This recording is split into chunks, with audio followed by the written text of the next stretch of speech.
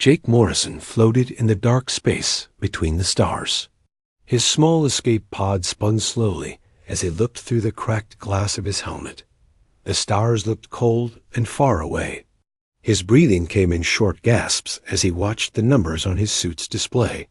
11 minutes of air left. Maybe 12 if he stayed very still.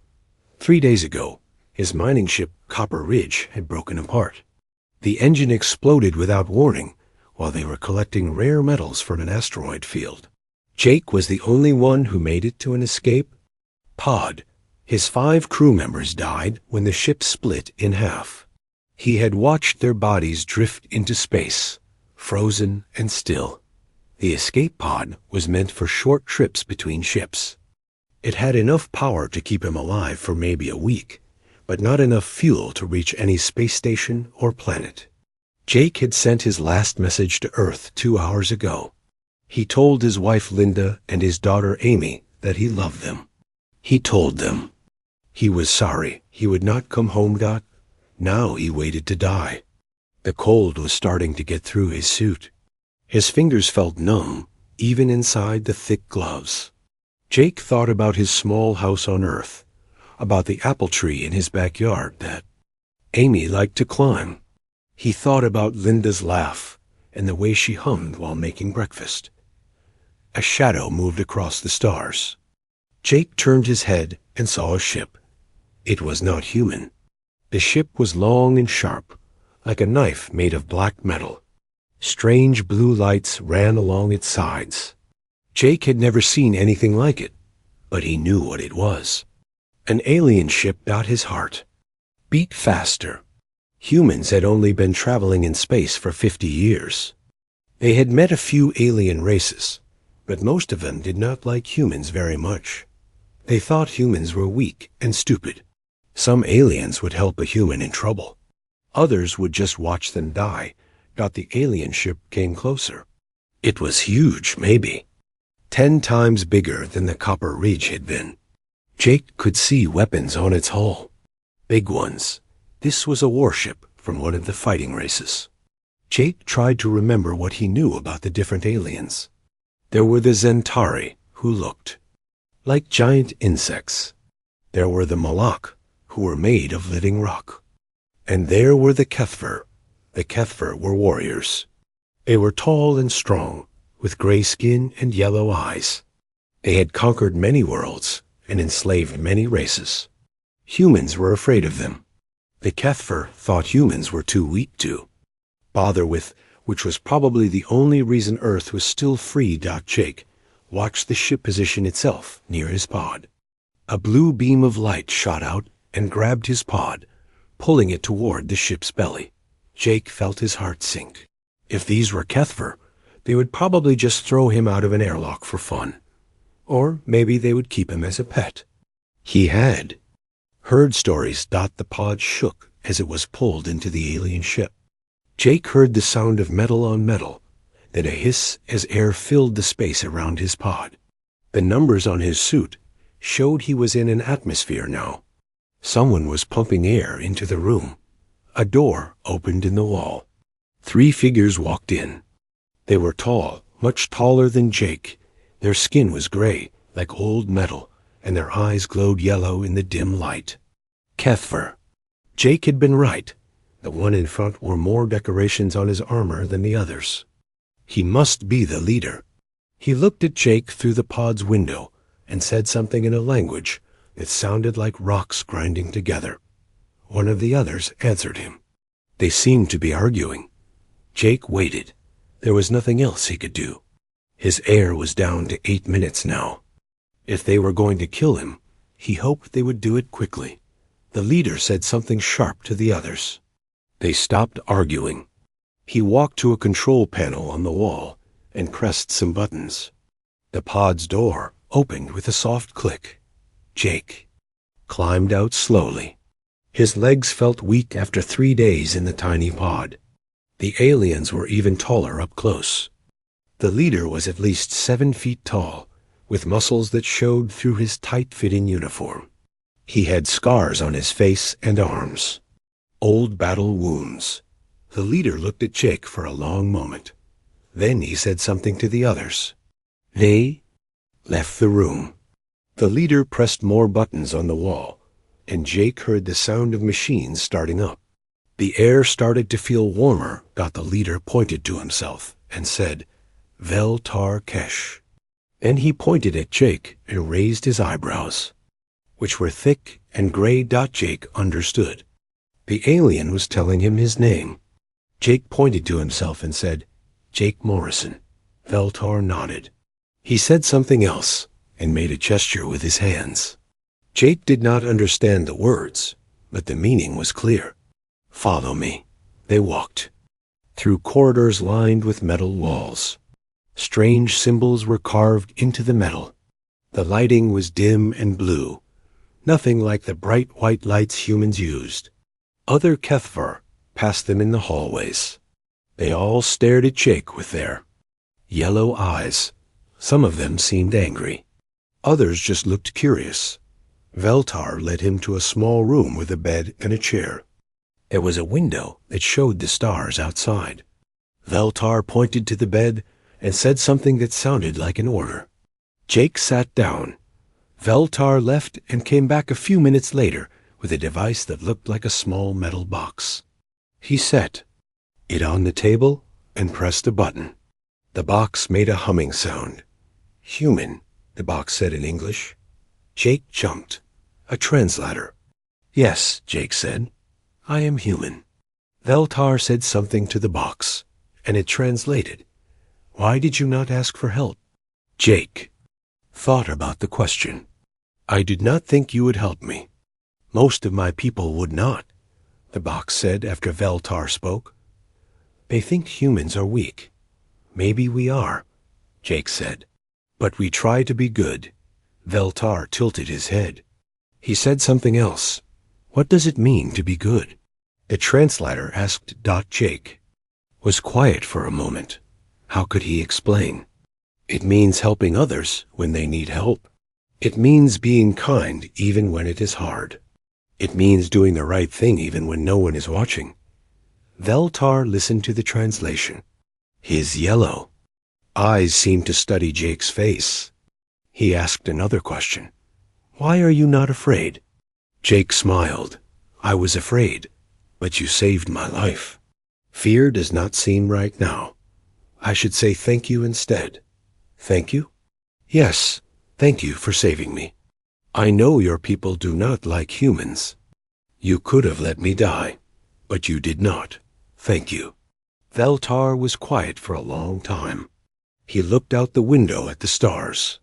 When he spoke again, his voice was softer. I do not know why I saved you, the translator said. It was not a good decision for a HFY warrior. Maybe, Jake said. But it was a good decision for a good person. Veltar looked at him again. Something had changed in his yellow eyes. Something Jake could not name.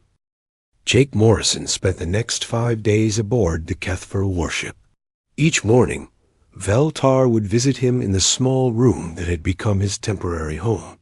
They would talk through the translator device, and Jake began to learn simple HFY words. The first word Veltar taught him was strength. In HFY, it sounded like Kethmer. Veltar explained that strength was the most important thing to his people. A warrior without strength was nothing. Jake nodded and tried to say the word. His pronunciation made Veltar's mouth turn up. At the corners, Jake thought it might be a smile. What is most important to humans? Veltar asked through the translator. Jake thought about it.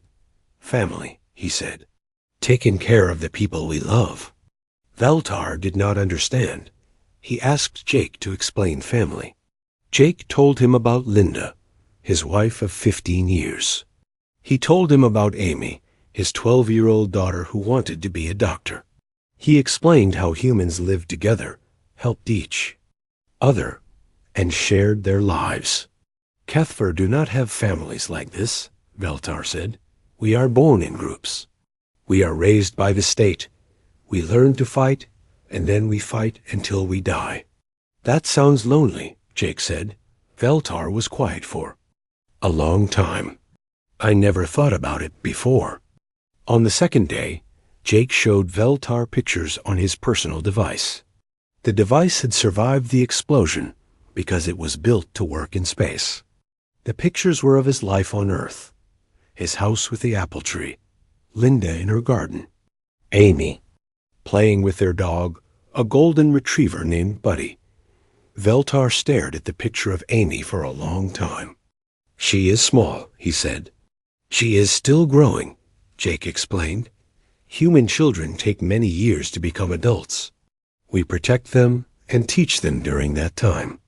Kethver children are sent to warrior schools when they can walk, Veltar said. They learn to fight immediately. What did you learn when you were young? Jake asked. Veltar told him about the warrior schools. Young Kethver learned to use weapons, to fight without weapons, to command others, and to follow orders without question. They learned that the strong survived and the weak died.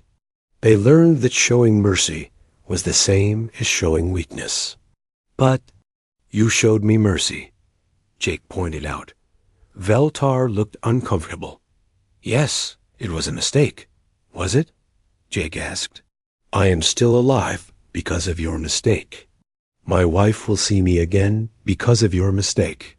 My daughter will hug me again because of your mistake? How can that be wrong? Veltar had no answer. On the third day, Jake asked Veltar about his ship and his crew. The ship was called the Bloodfang, and it carried 300 warriors. They had been traveling for 2 months, returning from a battle against a race. Called the Telki, the Kethver had won, as they always did. Do you like fighting? Jake asked. It is what I do, Veltar said. It is what I am. That is not what I asked. Veltar was quiet. Then he said, I am good at fighting. I am good at winning, but I do not think I like it. Jake told Veltar about his work on the mining ship. It was dangerous work, but Jake liked being in space. He liked finding new things among the asteroids. Sometimes they found rare metals. Sometimes they found crystals that were beautiful to look at. Once, they had found a chunk of rock that was older than Earth itself. You risk your life to find pretty rocks? Veltar asked. We risk our lives to find things that help our people. Jake said, the metals are used to build hospitals and schools. The crystals power our machines. Everything we find makes life better for someone. Kethver take what they need, Veltar said. We conquer planets and take their resources. What happens to the people who live on those planets? Veltar did not answer directly. The strong survive. Jake felt sad when he heard this. He thought about all the families that had been broken apart by Kethver wars. All the children who had lost their parents. All the parents who had lost their children. On the fourth day, Jake showed Veltar something special. He pulled out a small data chip from his pocket. It was one of the few things he had saved from his ship. What is this? Veltar asked. Recipes, Jake said. Food recipes from my family. My grandmother taught them to my mother, and my mother taught them to my wife. Now Linda teaches them to Amy.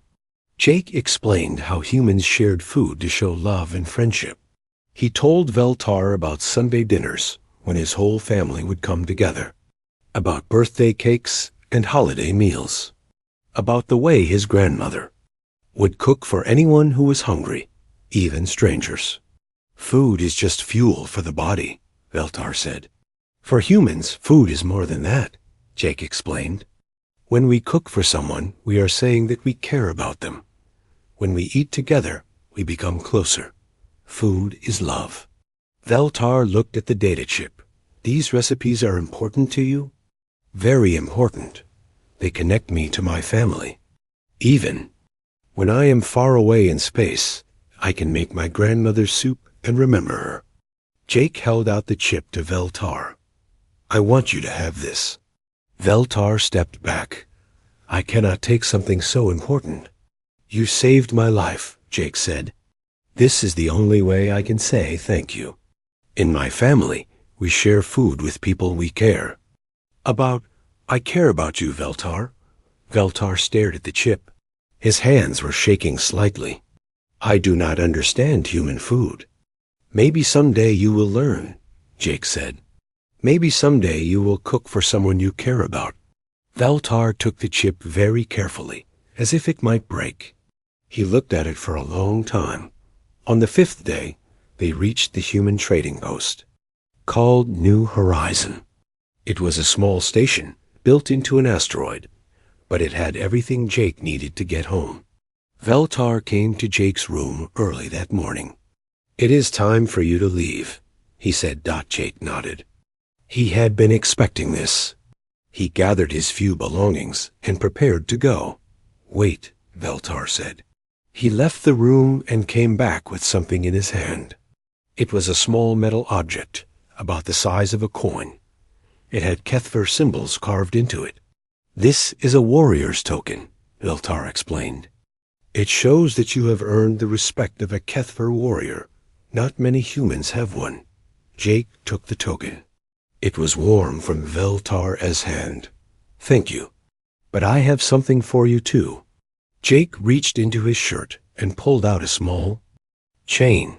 Hanging from it was a metal medallion with the image of a man carrying a child. This is Saint Christopher, Jake explained. He is the patron saint of travelers. My grandmother gave this to me when I started working in space. She said it would keep me safe during my travels. I want you to have it. Veltar looked at the medallion. Your grandmother sounds like a wise woman.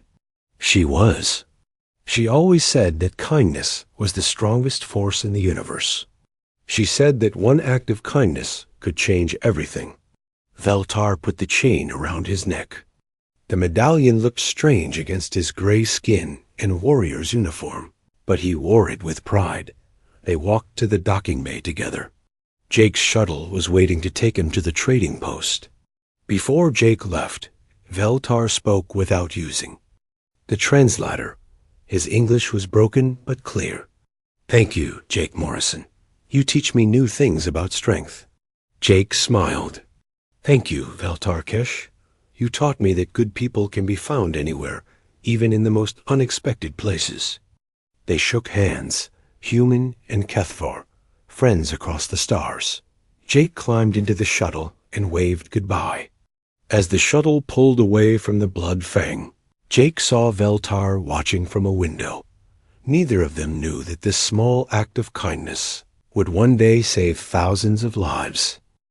5 years passed after Jake Morrison returned to Earth. He went back to his family and his quiet life. He told Linda and Amy about his adventure, but to them it seemed like just another close call in the dangerous work of space mining. Jake kept Veltar's warrior token in a small box on his desk. Sometimes he would look at it and wonder what had happened to the Kethver commander who had saved his life. Veltar Kesh's life had changed much more. The rescue of the human had started something in his mind that he could not stop. He began to question things he had never questioned before. He still wore Jake's medallion under his uniform, and he often touched it when he was thinking. After Jake left, Veltar studied everything he could find about humans. He learned about their history, their culture, and their way of fighting. What he learned surprised him. Humans were not as weak as the Kethvar believed. They were different, but different did not mean weak. Veltar's success in battle grew. His new understanding of tactics and strategy made him a better commander. He learned from human military history, studying their great battles and their great leaders. He began to see that the strongest armies were not always the ones with the biggest weapons. Sometimes the strongest armies were the ones that fought for something they believed in. His superiors noticed his improved performance.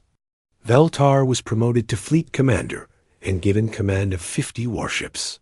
He was now one of the most powerful military leaders in the Kethver Empire, but power felt different to him now. He thought about Jake's words about helping others and being good even when no one was watching. The Kethver Empire was growing nervous about humans. In 5 years, human technology had advanced quickly. Their ships were faster, and their weapons were more accurate. Human colonies were spreading to new star systems. Some HFY leaders said humans were becoming a threat that needed to be stopped. Veltar argued against war with humans. He told the High Council that humans could be valuable allies instead of enemies. He explained that human creativity and determination could benefit the Empire. But the other commanders disagreed. They said Veltar was being weak. They said his contact with humans had made him soft. The High Council voted for war. They decided that human expansion had to be stopped before humans became too strong to defeat. The plan was simple. Attack human colonies quickly and destroy their military bases. Show them that the HFY Empire was still the strongest force in the galaxy. Veltar was given command of the 3rd Attack Fleet. His orders were to capture or destroy the human military base on New Denver, a planet in the outer colonies. Intelligence. Reports said the base was developing new weapons that could change the balance of power in space. The attack was scheduled for 10 days. Veltar studied the files about New Denver. It was a small planet with about 2 million people. Most of them were miners and farmers, families who had left Earth to build new lives among the stars. The military base employed about 50,000 people. According to the files, they were working on new shield technology and better engines. For their ships. As Veltar read through the personnel files for the base, his heart stopped. There, in the list of civilian contractors, was a familiar name. Jake Morrison, Supply Coordinator. Jake was on New Denver. Veltar sat in his command chair and stared at the name on his screen. The man who had shown him what kindness meant was now going to be his enemy. In 10 days, Veltar would have to order an attack that might kill Jake Morrison. He thought about Jake's family. Linda and Amy, the wife and daughter Jake, had talked about so much during their 5 days together. They were probably on New Denver. 2. Veltar would be ordering the death of the first human family he had ever really understood. At night, Veltar could not sleep. He walked through his ship, the Imperial Sword, and looked out at the stars. His medallion felt heavy around his neck. He pulled it out and looked at the image of St. Christopher, carrying the child. Jake had said it was for protection during travels. Veltar wondered if it could protect Jake from what was coming. Veltar called his senior officers to a meeting. These were warriors he had served with for many years. They trusted his judgment and had followed him through dozens of battles. If anyone would understand his conflict, it would be them. "I want to talk to you about our mission," Veltar said. His officers sat around the table in the ship's war room. There were 12 of them, all experienced commanders. "What is there to discuss?" asked Commander Zethak, his second in command. "We attack New Denver, destroy their military capability, and move on to the next target." "What if there was another way?" Veltar asked. The officers looked confused. Commander Morgall, the youngest of the group, spoke up. "Another way to do what? Win the battle? Our forces are overwhelming. The humans cannot stop us." "Another way to solve the problem," Veltar said.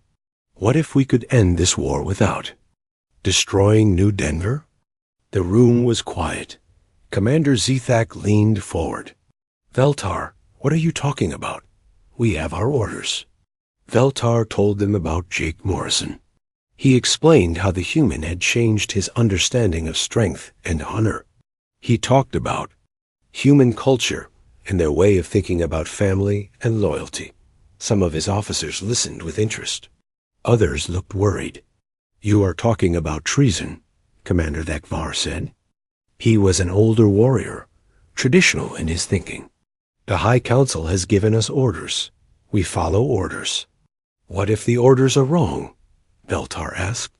"Orders cannot be wrong," Thakvar replied. "Orders are orders." But Commander Zethek was thinking. "Tell us more about these humans," he said.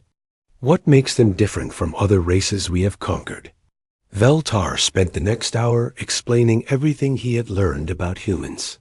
He told them about human history, their wars, their heroes, and their way of fighting. He explained that humans did not give up easily, especially when they were fighting to protect their families. "If we attack New Denver, we will win the battle," Veltar said. "But we will start a war that will cost us thousands of warriors. Humans will fight us on every planet, in every system. They will never surrender as long as they have families to protect." Commander Morgul asked, "What do you suggest we do instead?" Veltar had been thinking about this question for days. "We could send a message to the human government. We could offer them a choice. Join the Empire as allies or face destruction. Give them a chance to surrender with honor. The High Council will never accept human surrender," Commander Thekvar said. "They want humans destroyed, not recruited." "Then maybe the High Council is wrong," Veltar said quietly. The room was silent. No Kethvar commander had ever spoken against the High Council before. What Veltar was suggesting was more than treason. It was revolution. Commander Zethek stood up slowly. "I have served with you for 15 years, Veltar. You are the finest warrior I have ever known. If you believe there is a better way, I will follow you." One by one, the other commanders made their choice. 7 of them stood with Veltar. 4 of them, including Commander Thekvar, chose to remain loyal to the High Council. The youngest officer, Commander Morgul, was the last to decide. "My family has served the Empire for 10 generations," he said.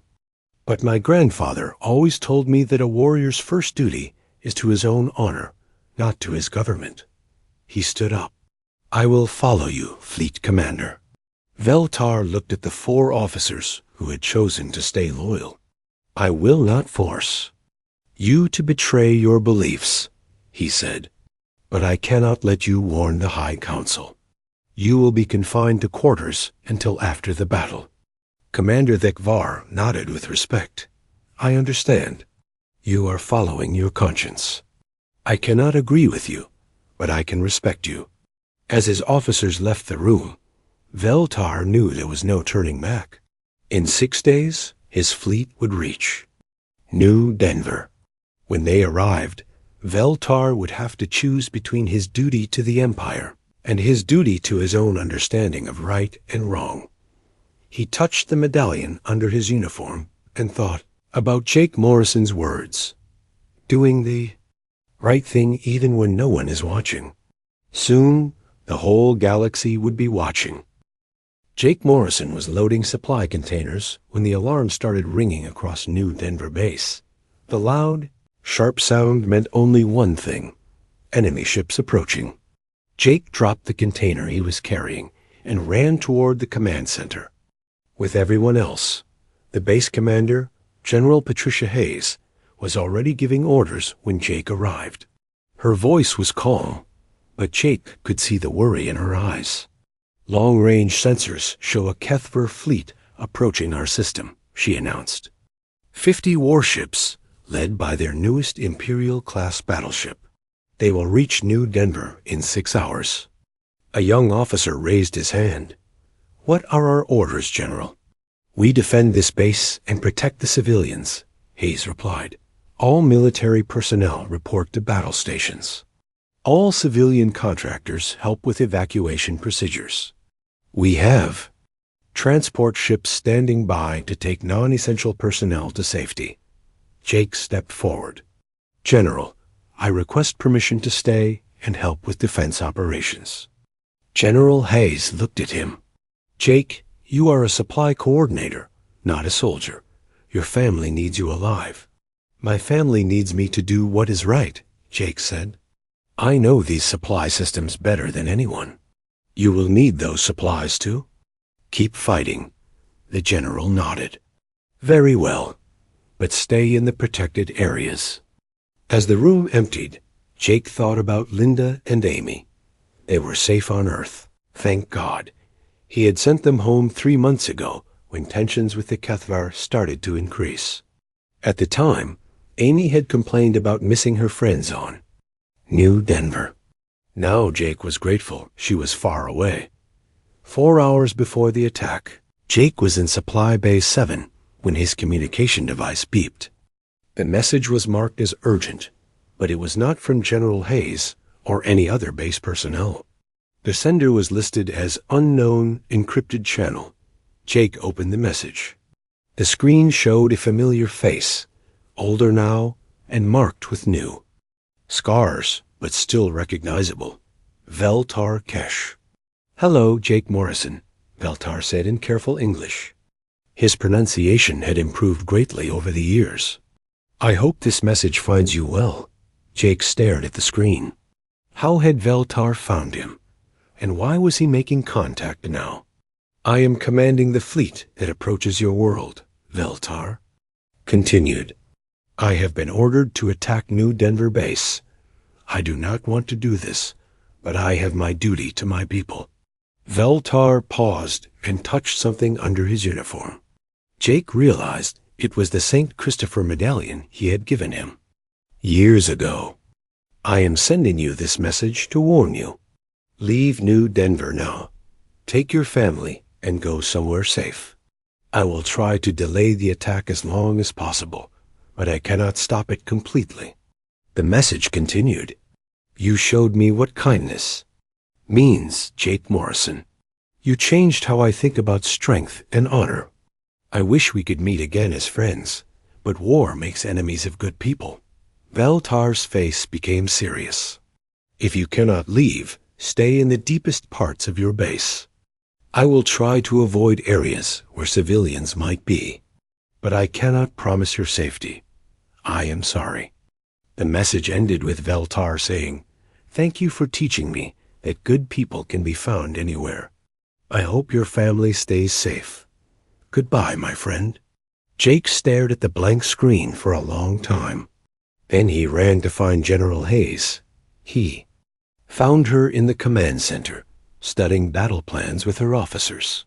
Jake waited until she was free, then pulled her aside. "General, I need to tell you something," he said. "It is about the HFY commander." Jake explained about his rescue 5 years ago, and the message he had just received. General Hayes listened without interrupting. "You are telling me that you know the HFY fleet commander personally?" she asked. "Yes, he saved my life. We became friends. And he warned you about the attack?" "Yes. He said he would try to delay it, but he cannot stop it." General Hayes was quiet for a moment. "Jake, this could be a trick. The HFY might be trying to confuse us or make us lower our guard." "I do not think so," Jake said. "Veltar is an honorable warrior. If he says he wants to help, I believe him. Even if that is true, he is still going to attack us with 50 warships. We only have 12 ships for defense. The odds are not good." Jake thought about this. Maybe there is another way. "What do you mean?" "Let me talk to him. Let me try to convince him not to attack." General Hayes shook her head. "Jake, you are not a diplomat. This is military business now. But he knows me. He trusts me.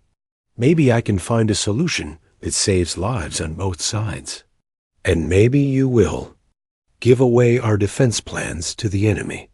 Jake looked General Hayes in the eye. "Ma'am, Veltar already knows our defense plans. He has 50 warships, and we have 12. He does not need tricks to win this battle. But maybe, just maybe, I can convince him that he does not need to fight it at all." General Hayes considered this. Around them, officers were preparing for a battle they probably could not win. Young men and women were saying goodbye to their families, not knowing if they would survive the next few hours. "All right," she said finally. "But you will not go alone. I am sending our best negotiator with you." "And Jake?" "Yes, ma'am. If this goes wrong, a lot of people are going to die. I hope you know what you are doing." Jake was not sure he knew what he was doing, but he knew he had to try.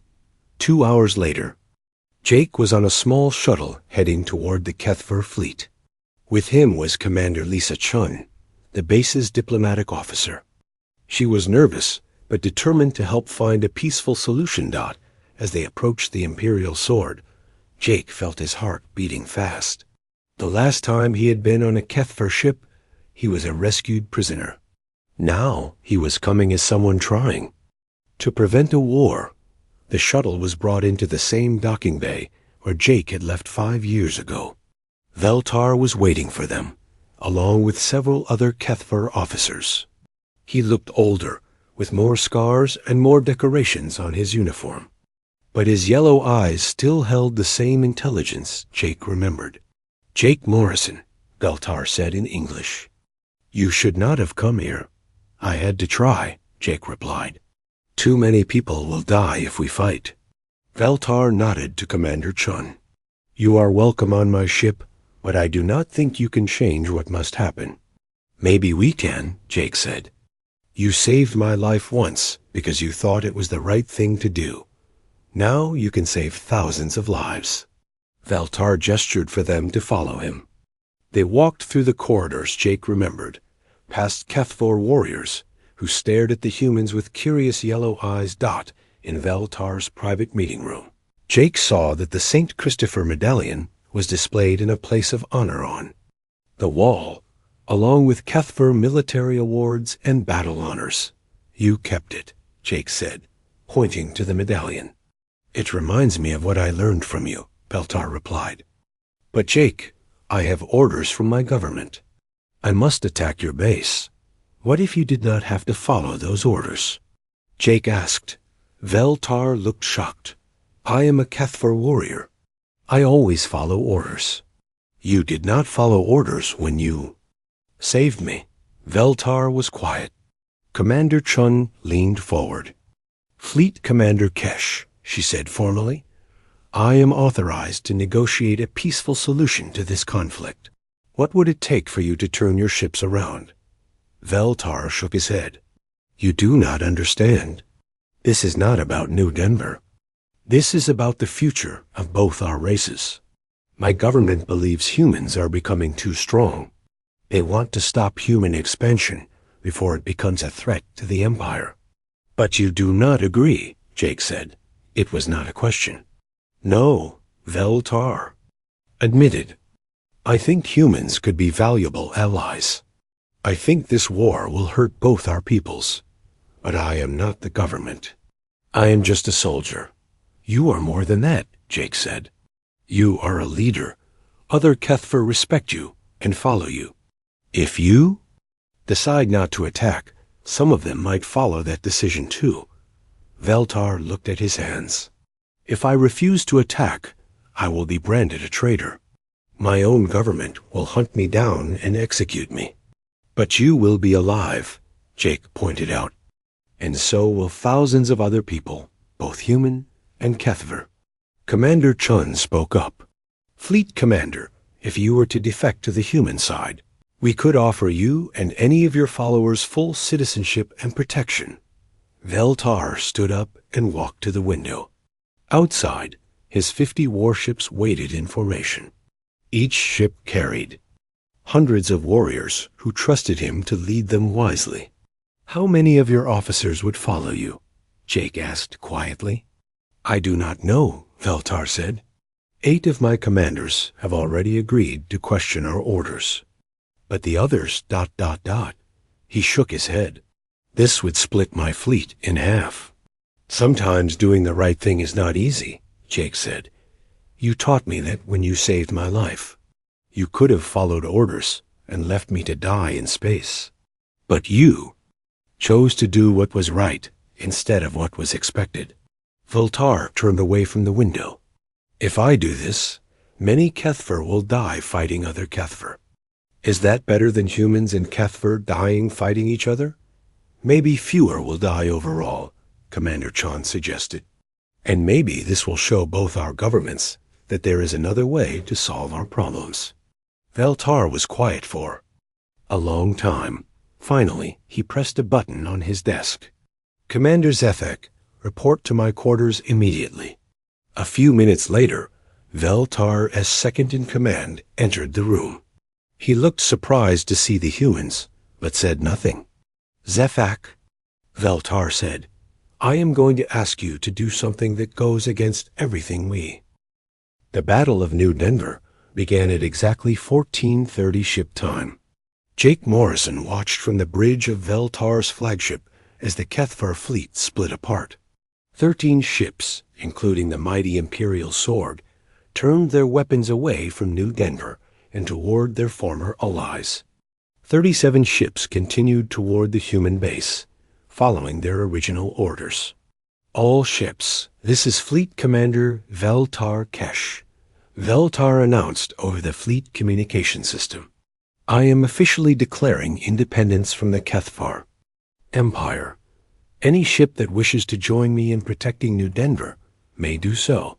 Any ship that wishes to continue the attack will be considered an enemy." The response was immediate. Weapons fire lit up the space between the two groups of Kethvar ships. The ships that had chosen to follow Veltar formed a protective line between New Denver and the attacking fleet. Jake had never seen a space battle before. It was nothing like the movies. There was no sound except for the humming of the ship's engines and the voices of officers calling out orders. But the flashes of light outside the windows showed the terrible power of the weapons being used. "Human ships are joining the battle," reported Commander Zefak from his position at the tactical station. The 12 human defense ships had launched from New Denver and were moving to support Veltar's rebel fleet. "Tell them to stay behind our lines," Veltar ordered. "Their ships are not built for this kind of fighting." But the human ships surprised everyone. They were smaller and faster than the Kethvar vessels, and their pilots used tactics that confused the enemy. Instead of fighting like traditional warriors, they fought like hunters, striking quickly and then disappearing behind larger ships. "These humans fight strangely," observed Commander Morgul from his ship, "but they are effective." Jake watched as the battle continued. The rebel Kethvar ships were outnumbered 3-1, but they were fighting with a determination that seemed to surprise their enemies. Several of the attacking ships began to fall back. "Fleet Commander," called out the communications officer, "we are receiving a message from the attacking fleet. Commander Thekvar wants to speak with you." Veltar nodded. "Put him through." The image of Commander Thekvar appeared on the main screen. His ship had taken damage, and there was smoke behind him. "Veltar," he said, "this madness must stop. You are destroying our fleet." "I am trying to save our people from a war they cannot win," Veltar replied. "Join us, old friend. Help us find a better way." "I cannot betray my oath to the Empire." "Your oath is to protect Kethvar lives," Veltar said.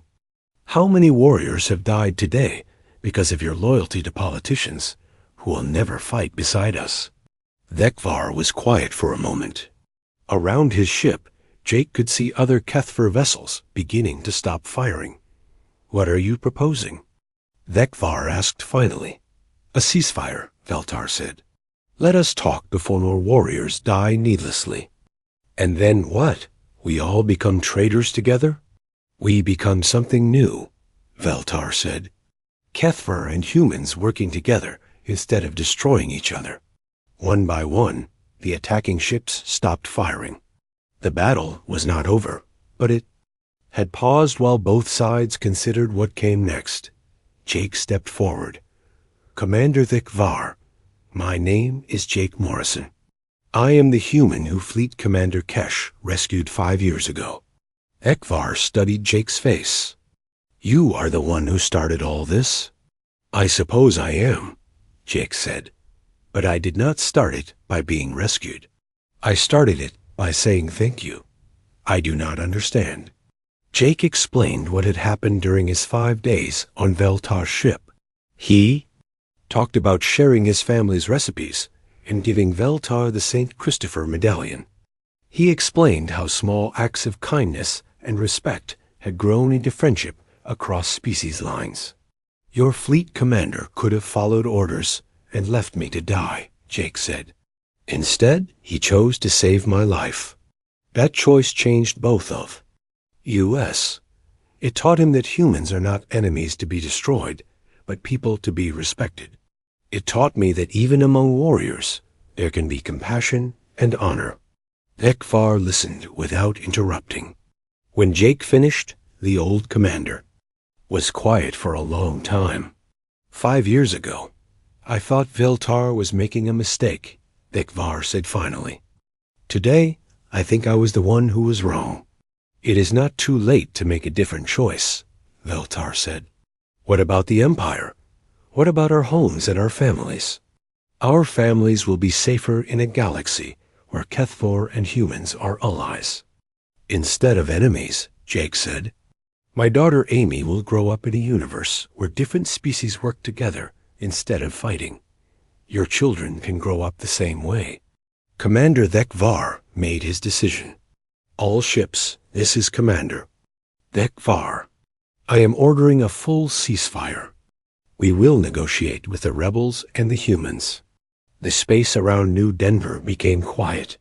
49 HFY warships and 12 human ships floated together, no longer enemies. Over the next 3 days, representatives from all 3 groups met on New Denver base. General Hayes provided meeting rooms and food for the negotiations. Jake served as translator and cultural guide, helping both sides understand each other. The agreement they reached was simple but revolutionary. The rebel HFY ships would be granted asylum by the human government. In return, they would share their technology and military knowledge to help defend human colonies from other threats. Most importantly, they would work together to convince both the HFY Empire and the human government that cooperation was better than war. Not all the HFY ships joined the rebellion. 15 ships under Commander HFY returned to the Empire to report what had happened. But they carried a message from Veltar to the High Council, explaining why he had chosen to defect and inviting them to consider a peaceful solution to the conflict. The message worked better than anyone expected. The loss of 34 warships and their experienced crews was a major blow to the HFY military. More importantly, word of the rebellion spread throughout the Empire. Other commanders began to question whether the war against humans was really necessary. Within 2 years, peace negotiations began. The war that might have killed millions ended before it really started. The HFY Empire agreed to recognize human independence and established trade relationships with human colonies. Veltar became the first alien to receive human citizenship. He founded the Interspecies Military Academy on New Denver, where human and HFY officers learned to fight together instead of against each other. The Academy's motto, written in both languages, was "Small kindnesses echo across the stars." Jake Morrison returned to his family on Earth, but he visited New Denver often to help with Academy operations. He and Veltar remained close friends for the rest of their lives. Linda and Amy finally met the alien who had saved Jake's life, and Amy grew up considering Veltar to be part of their extended family. Years later, when Jake was an old man, he would tell his grandchildren about the time he shared his grandmother's recipes with a HFY warrior. He would explain how that simple act of gratitude had prevented a war and brought 2 civilizations together. Remember, he would tell them, you never know how far kindness can travel. One small good deed can change the entire galaxy. The Saint Christopher medallion that Jake had given to Veltar was eventually donated to the Interspecies Museum on Earth.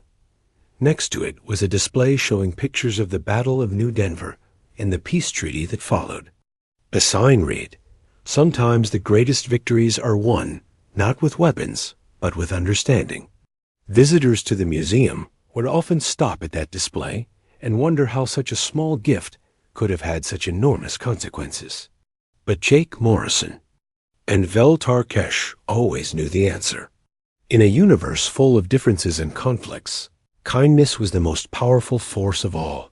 The friendship between a human miner and a Kethver warrior had saved two civilizations from destroying each other, and it all started with a simple thank you spoken in the darkness between the stars.